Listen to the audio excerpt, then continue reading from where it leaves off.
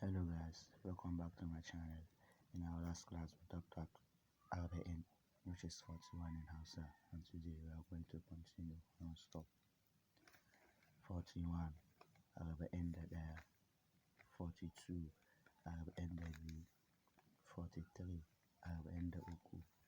44 Arba'in da huɗu, 45 Arba'in da biyar, 46 Arba'in da shida, 47 Arba'in da bakwai, 48 Arba'in da takwas, 49 Arba'in da tara, 50 hamsin, 41 Arba'in da ɗaya, 42 Arba'in da biyu, 43 Arba'in da uku, 44 Arba'in da huɗu, 45 Arba'in da biyar, 46 Arba'in da shida,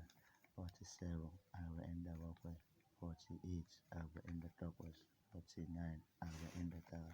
50 hamsin.